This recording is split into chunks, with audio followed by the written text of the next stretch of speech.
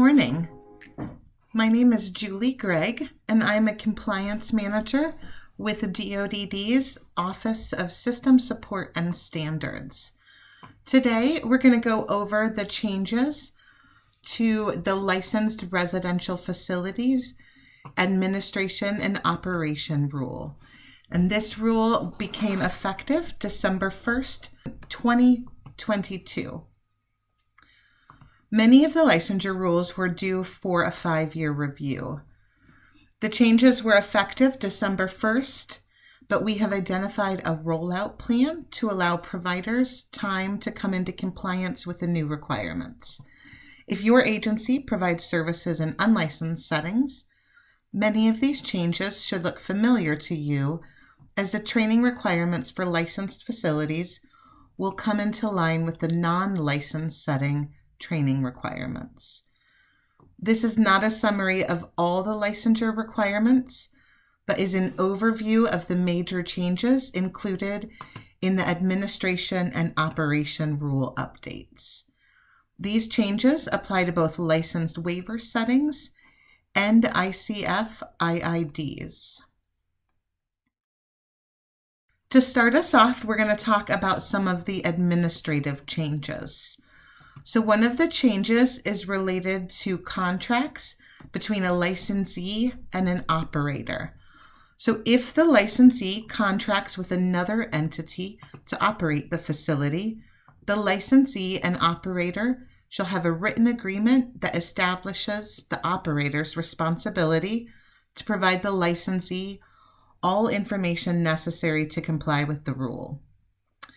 The licensee remains responsible for ensuring compliance with all rules and regulations governing the licensed facility. This is required for all new applicants as of December 1st, 2022. It's required for existing licensees by March 1st of 2023. Next up is a change for the requirement for insurance and line of credit.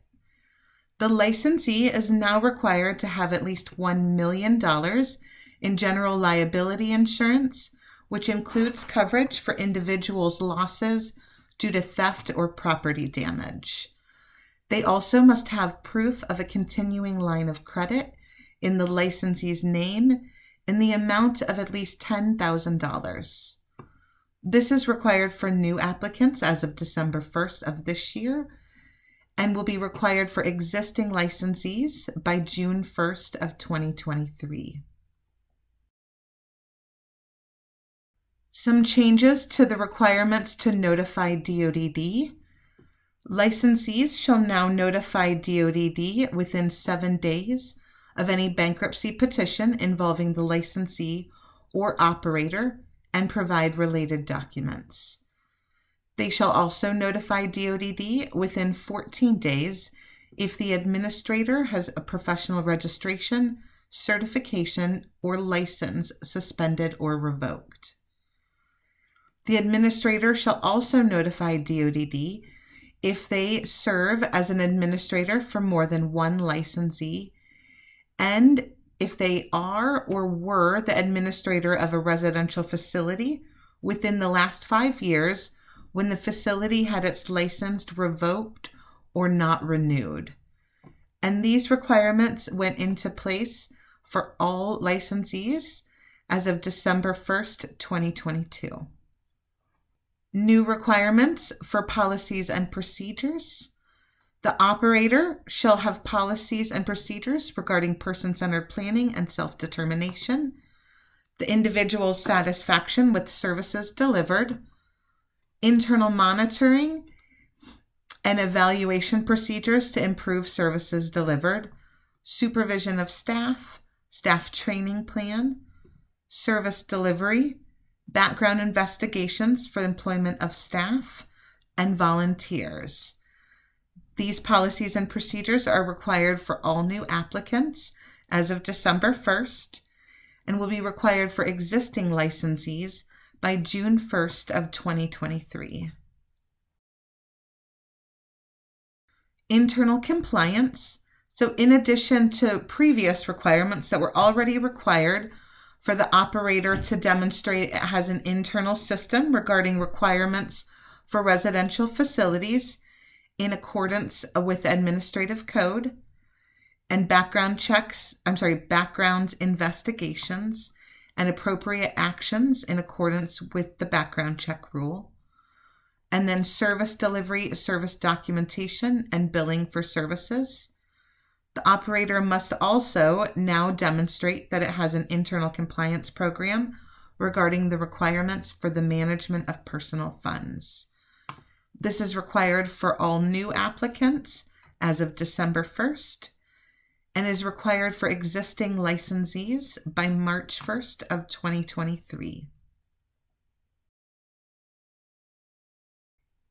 If the residential facility is governed by a board of directors, board members shall now ensure fiscal integrity of the residential facility, review and evaluate compliance reports by DODD or the Ohio Department of Health and the operator's response, monitor the effectiveness of the operator's internal compliance program that we just discussed in the previous slide and that is included in the rule, and then promote delivery of high-quality services.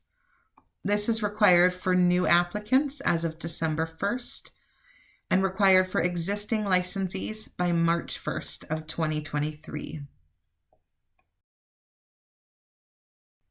Training plan. This is a new requirement and one of the ones that might look familiar if your agency has non-licensed settings in addition to licensed. So the operator shall now develop and implement a written training plan for its administrator, supervisors, DSPs, support staff, and volunteers, and maintain a written record of training completed.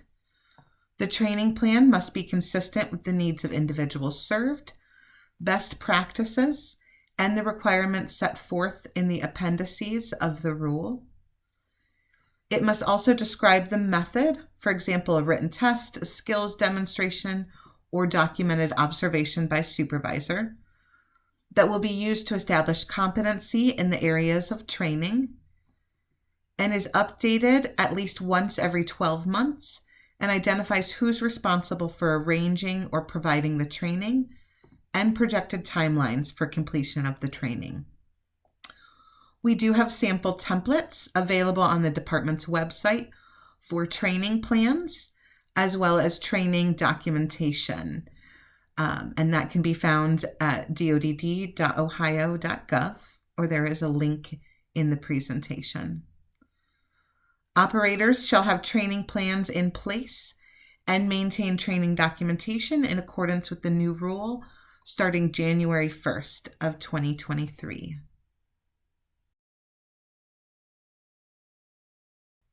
There were some changes to the administrator requirements.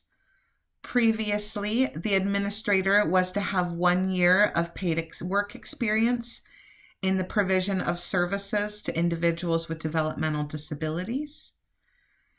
They now can have 1 year, they must have at least 1 year of paid work experience in the provision of specialized services or 4 years of experience providing care to a family member with a developmental disability. They must also have 1 year of paid work experience in any field in supervision of employees, development, oversight, and or supervision of programs or services, and financial management of an organization. These new requirements apply to any administrators that are appointed or hired on or after the December 1st, 2022 effective date of the rule. For initial administrator training, within 30 days of appointment or hire, the administrator shall complete the DODD web-based orientation for administrators that is found on DODD My Learning. And that website is mylearning.dodd.ohio.gov. Previously, there were some additional training requirements that have now been incorporated into that orientation. This is required for newly appointed or higher administrators as of December 1st. For existing administrators, completion of this new orientation program is not required, but if it is completed, it may count towards annual training requirements. Speaking of annual administrator training, an administrator shall annually complete 2 hours of DoDD provided training in essential topics relevant to the residential facility's role and responsibilities, empathy-based care, the MUI rule, including review of health and welfare alerts issued since the previous year's training, and this training can be accessed at the My Learning portion of the department's website. Additionally, the administrator needs to have 4 hours of training selected by the administrator in topics relevant to services provided and individuals served and/or management of the residential facility. All administrators will need to comply with these new requirements beginning in calendar year 2023. Compliance will be verified in reviews conducted beginning in calendar year 2024. And that is because you do have the full calendar year to complete these annual training requirements. Training for direct services personnel. Prior to providing direct services, each DSP needs to have training provided or arranged by the operator in these areas, including mission, vision, values, and organizational structure of the residential facility, policies, procedures, and work rules of that facility, overview of services that are provided by the facility, service documentation, an overview of fire safety and emergency procedures.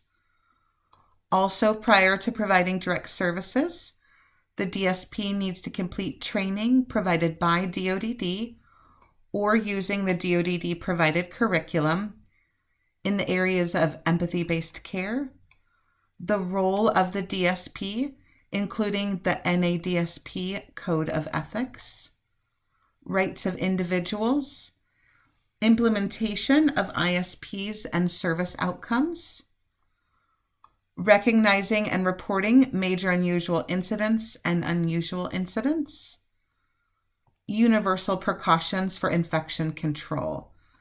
And this online training or the curriculum to provide your own in-person training can be found at DoDD My Learning.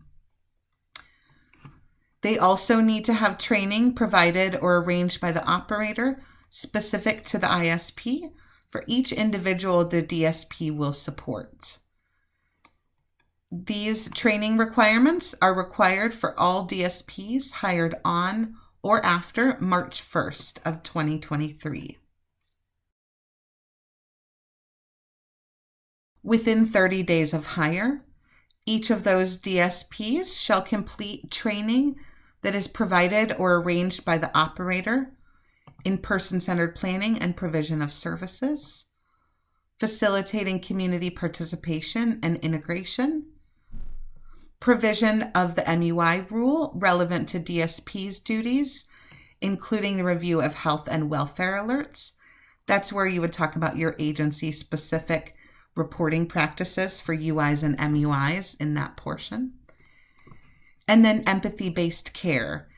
This is an additional unit on empathy-based care. We would expect that this goes over the individual specific that those DSPs need to know to work with the residents at that facility. They also need to have, still within 30 days of hire, specific to each facility in which they're going to work, they need to have training in fire safety, operation of fire safety equipment and warning systems, and the facility's fire safety and emergency response plan. And this is required for all DSPs hired on or after March 1st of 2023. Annual training for DSPs. Each DSP shall annually complete, and this is also per calendar year, so annually have 2 hours of training provided by DoDD or using the DoDD curriculum in topics relevant to the DSP's duties, including the NADSP Code of Ethics, rights of individuals, and empathy-based care. There are additional topics included in this 2-hour department-provided training, as the 3 topics identified in rule will always be included, but the 2 hours of training is not limited to only these topics.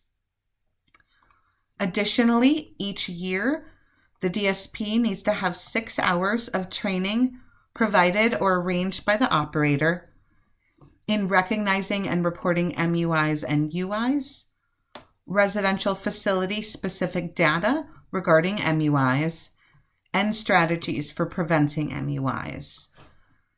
A review of health and welfare alerts issued since the previous year's training, and topics relevant to services provided and people served, addressing components of quality care, health and safety, and positive behavior support.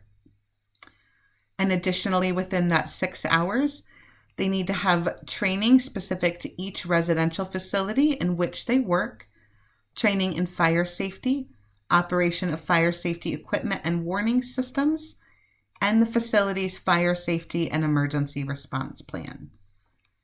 These annual training requirements are required starting in calendar year 2023, and compliance will be verified in reviews that are conducted beginning in calendar year 2024.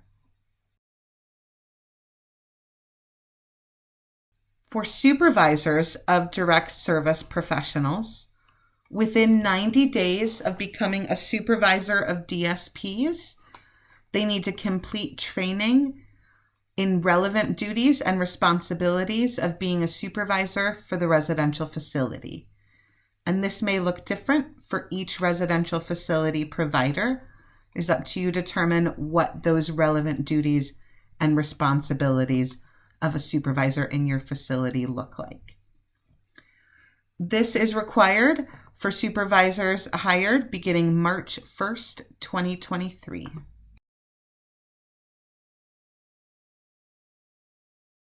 Support staff training. Prior to assuming duties, support staff shall complete training provided by DoDD or using DoDD-provided curriculum in empathy-based care, rights of individuals, and recognize and reporting MUIs and UIs.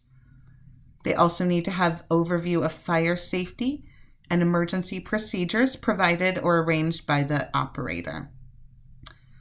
Support staff is defined as in rule as meaning employees of the residential facility who are not direct support professionals, such as those in human resources, secretaries, clerks, housekeepers, maintenance workers, and laundry workers. These support staff requirements are for support staff who are based in the facilities. For employees that are based elsewhere and do not go in the facility, they would not need this training or the training plan that we talk about in a future slide. For people who may only go into the facility periodically or once a year, it's going to depend a little bit on their role and whether they have the opportunity to interact with residents. This requirement for initial support staff training is required for any support staff hired on or after March 1st, 2023. Within 30 days of hire, support staff needs to complete training provided or arranged by the operator specific to each facility in which they work in the areas of fire safety, operation of the fire safety equipment and warning systems, and the facility's fire safety and emergency response plan. These new requirements are going to be in place for any support staff hired on or after March 1st of 2023. Annually, support staff shall complete training provided by DoDD or using the DoDD provided curriculum in rights of individuals, training provided or arranged by the operator in recognizing and reporting MUIs and UIs, residential facility specific data regarding MUIs, and strategies for preventing MUIs. They also need to have a review of health and welfare alerts issued since the previous year's training. These requirements are going to be started beginning in calendar year 2023. Compliance will be verified and compliance reviews conducted beginning in calendar year 2024. One of the big changes in the rule is that the training requirements are now identified in appendices. So there are 4 appendices to this rule. Appendix A are training requirements for administrators. Appendix B, training requirements for direct support professionals. C includes the support staff training requirements. And Appendix D is the training requirements for volunteers. That concludes the overview of the major changes to the administration and operation rule. We did solicit questions when we were planning to conduct this as a live chat. We're going to go over these now, and I'm going to ask the questions, and my colleague Christy Williams is going to be answering them for us. So to start us out, does support staff apply to people who work for an ICF but not in the residence, for example, central office? That's a great question. So this requirement is for those support staff who are based in the facility. Employees who are based elsewhere and don't go into the facility do not need to have the training plan or the training. Employees, though, who may go into the facility periodically or once a year, for those folks, it would really depend more on their role and whether they have the opportunity to interact with people who live in the facility. Would watching videos of fire safety training and or first alert, plan to get out alive, satisfy the component operation of fire safety equipment and warning systems? As long as the video covers how to operate the equipment and the warning system your agency uses, it will be fine. Room and board. Do individual expenses include hotels for vacation, gas for travel, dining out, etc.? Individual specific expenses are outlined in 5123-3-11, Section B12A. What is the process of opening up a residential facility? Information on opening a licensed residential facility can be found on DoDD's website. And the final question that we had received, Christy, is that they need the 8-hour course to be certified. Please note this training does not meet any initial training requirements.